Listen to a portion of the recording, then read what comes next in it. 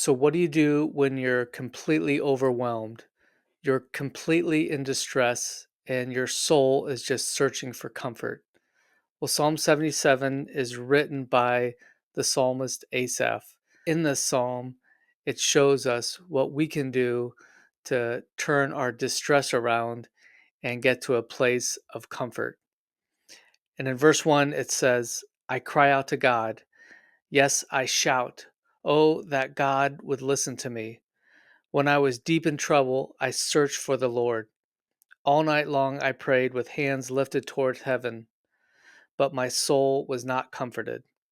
I think of God and I moan, overwhelmed with longing for his help.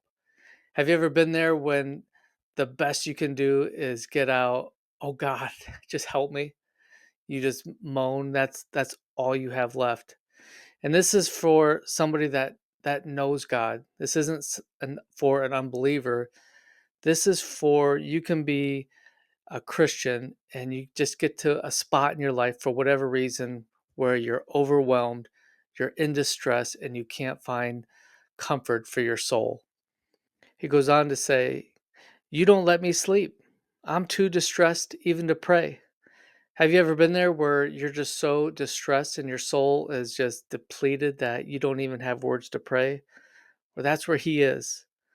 He says, I think of the good old days, long since ended, when my nights were filled with joyful songs.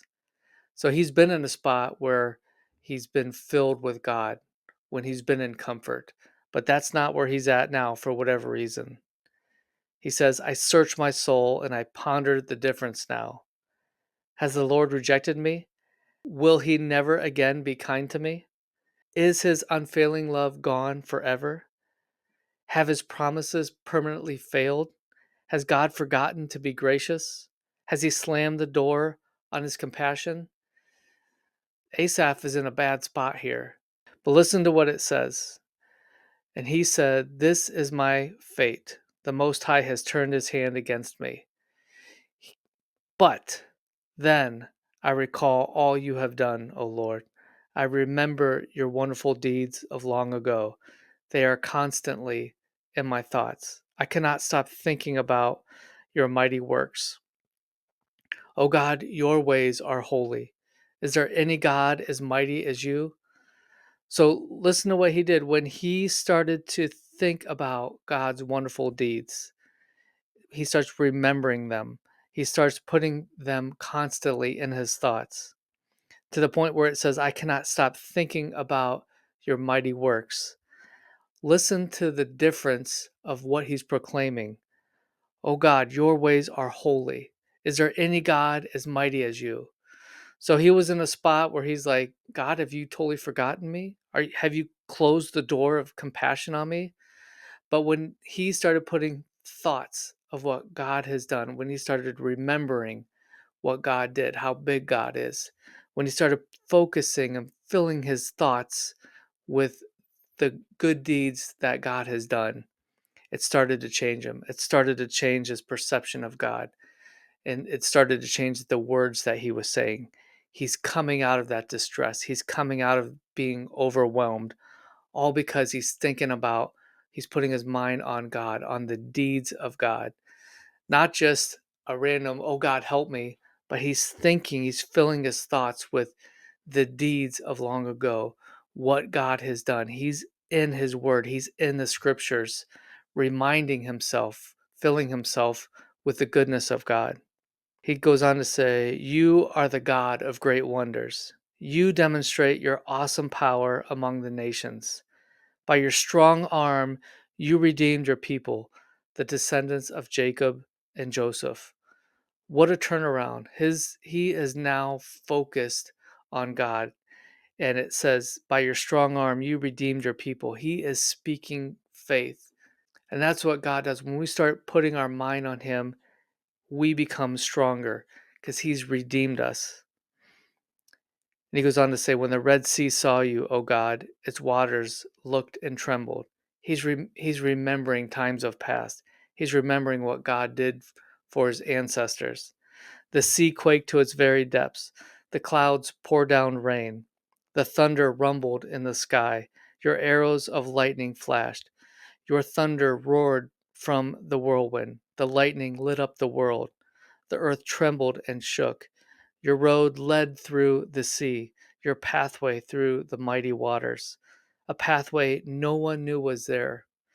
I think it's interesting that God can make a way where we had no idea that was the way through. Think of what he's talking about here. He's talking about when the children of Israel were escaping the land of Egypt and they came up against the Red Sea and they had a choice to make. They could either step in the water and hope that God comes through, or they could just give up and surrender and go back to Egypt. But they kept in faith. They kept going towards God, and God split the Red Sea, and God made a path, a way where they didn't even know that there was a path. And that's what he does for us when we put our mind and our focus on him.